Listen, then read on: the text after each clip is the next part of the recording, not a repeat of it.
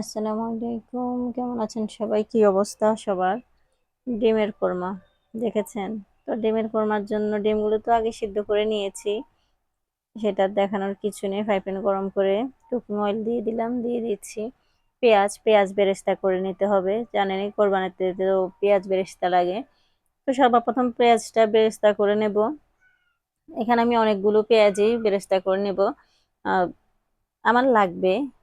এ কারণে ডিমে বা অন্যান্য আইটেম রান্না করব, তাই আমি অনেকটা পেঁয়াজই বেজে নিচ্ছি, বেরেস্তা করে নিচ্ছি। তো বেরেস্তা করে আমি তুলে রাখবো। এগুলো এভাবে রাখলে কিন্তু মচমচে থাকবে না, নিতাই যাবে, ঠিক আছে? তো এটা আমি একটু চিনি মেখে রেখে দিব, তাহলে 3 ঘন্টা 4 ঘন্টা যতক্ষণ থাকুক না কেন খুব মচমচে থাকবে আর ভীষণ ভালো লাগবে। আপনারাও এই টিপসটি ফলো করতে পারেন, পেঁয়াজ যেন মচমচে থাকে বেরেস্তাটা। তো এখানে আমি অল্প পরিমাণে একটু পেঁয়াজ দিয়ে দিচ্ছি। এখন হলো আমার মূল রান্নার পালা, ডিমের কোরমা। অনেকেই পছন্দ করেন, আর ডিমের কোরমা ভীষণ ভালো লাগে বাচ্চাদের বা বড়রা। অনেক সময় জাল করে রান্না করলে কিন্তু ততটা ভালো লাগে না, কিন্তু কোরমাটা অনেক ভালো লাগে। এখানে আদা রসুন পেঁয়াজ পেস্ট দিয়ে দিয়েছি। আমার এখানে ডিম মাত্র 2-3টা, তো এই কারণে একটু কমই দিয়েছি। আর যেহেতু নিজে ঘরে খাবো, জাস্ট আপনাদের সাথে রেসিপিটা শেয়ার করা। আপনারা আপনাদের মন মতো করে আদা রসুন পেঁয়াজ পেস্টে যতটুকু দরকার দিয়ে দিবেন। এখানে কিছু কাঁচা লঙ্কা চির করে নিয়েছি, মাঝখান দিয়ে পাল করা। আপনারা এইভাবে কাঁচা লঙ্কা দিতে পারেন। আর এখন কোরমা মশলাটা দিয়ে দিচ্ছি, রাঁধুনি ডিমের কোরমা মশলা।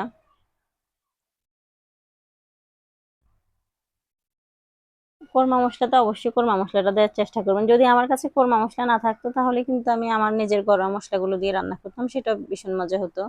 এখানে তেজপাতা, দারচিনি, এলাচ এগুলো দিয়ে দেওয়ার চেষ্টা করবেন, তাহলে স্মেলটা আরো সুন্দর আসবে। আমি দিয়ে দিয়েছি অলরেডি দারচিনি এলাচ, আর এখানে কিছু কিশমিশ বাদামও দিয়ে দেব। আর কিশমিশ বাদামটা যদি আপনারা পেস্ট করে দিতে চান তাহলে খুব ভালো হয়। আমার সময়ের কারণে আমি পেস্ট করতে পারিনি, তাতে কোনো সমস্যা নেই, আমি গোটা গোটাই দিয়ে দিয়েছি।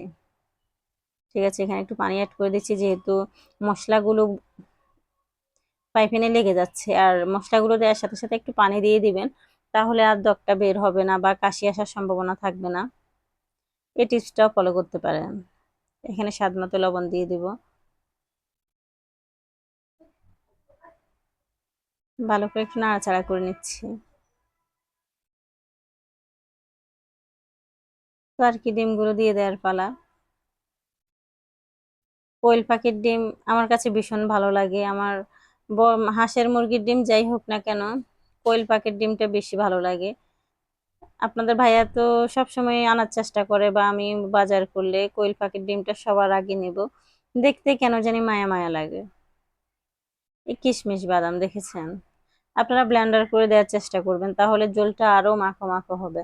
তো আমার এত ঝোল মাখো মাখোর প্রয়োজন নেই, কারণ আমি মানুষই 2 জন।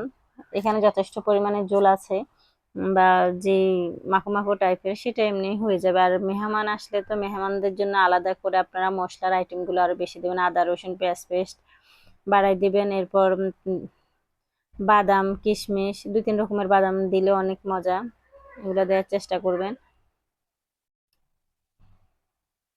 তো আপনারা সবার কেমন আছেন বলেন তো?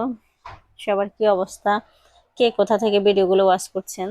এখানে আমি বিন্নি চালের গুঁড়ো, যে চালের যে গুঁড়োটা দেয় আর কি, সেটা জলটা দিয়ে দিচ্ছি ঘন হওয়ার জন্য। আপনারা কর্নফ্লাওয়ার ইউজ করতে পারেন, কারণ বিন্নি চালের গুঁড়ো অনেকের হাতের কাছে থাকে না। আমার যেহেতু হাতের কাছে আছে, আমি কর্নফ্লাওয়ার ইউজ করি না, আমি সবসময় বিন্নি চালের গুঁড়োটাই জল ঘন করার জন্য ইউজ করি। আর এটা টেস্ট স্মেল দুইটাই অনেক সুন্দর, অনেক মজা। আর কর্নফ্লাওয়ার আসলে বাজারের কিনা, আর এটা নিজের হাতের তৈরি, এটাতে কোনো কেমিক্যাল নেই, কোনো সমস্যা নেই। সো এটা চোখ বন্ধ করে যে কোনো তরকারির সাথে বা যে কোনো আইটেমের সাথে দেয়া যায়। রোস্ট বলেন, মুরগি ডিম সবকিছুর সাথে দেয়া যায়, ভীষণ ভালো লাগে। তো আর কি, এটা দেওয়ার সাথে সাথে কিন্তু ঝোলটা ঘন হয়ে গেছে, দেখেছেন? একদম কর্নফ্লাওয়ার এর মতোই ঝোলটা ঘন হয়ে গেছে। ডিমগুলো আমি একটু দাগ দাগ করে দিয়েছি, যেন ঝোলটা ডিমের ভিতরে খুব সুন্দর করে ঢুকে, এই আর কি। তো নামানোর আগে আমি একটু ঘি দিয়ে দিব, যেন সুন্দর একটি স্মেল আসে। আর কেন জানি আমি ঘি ছাড়া চলতেই পারি না। আমার বাজার শেষ হওয়ার আগে যদি আমার ঘি একটা থাকতে আরেকটা নিয়ে আসতে হবে, আমার তরকারি আইটেমে ঘি দিতেই হবে, ঘি ছাড়া আমি চলতেই পারি না। মনে হয় যেন ঘি ছাড়া, আমি নিজের জন্য রান্না করব, ঘি দিতে হবে, মানে ঘিটা আমার থাকতেই হবে, ঘি ছাড়া হবে না। তো আর কি ভালো করে একটু নাড়াচাড়া করে নিচ্ছি। আপনারা ঘিটা অবশ্যই দেওয়ার চেষ্টা করবেন, তাহলে সুন্দর একটা গ্রান আসবে আর খেতেও ভালো লাগবে। ঘির স্মেলটা অনেক সুন্দর। তো আর কি দেখেছেন, ফাইনাল একদম সর বসে গেছে, দেখেছেন নামানোর সাথে সাথে কি সুন্দর একটা লুক এসেছে। আর বেরেস্তাগুলো তো দিয়ে দিয়েছি, দেখেছেন বেরেস্তাগুলো তখন তো আপনাদেরকে দেখিয়েছিলাম যে বেরেস্তা আমার এই কাজে লাগবে। দেখেছেন কি সুন্দর হয়েছে, আমার কাছে তো ভীষণ ভালো লাগছে।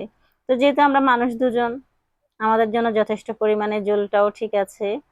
আর কোরমা ডিমগুলো সেই অসাধারণ, ভীষণ ভালো লেগেছে। দেখেছেন কি সুন্দর লুক এসেছে। বাসায় অবশ্যই এভাবে ট্রাই করে খাবেন, ভালো লাগবে। ধন্যবাদ সবাইকে, ভালো থাকবেন, সুস্থ থাকবেন, আল্লাহ হাফেজ।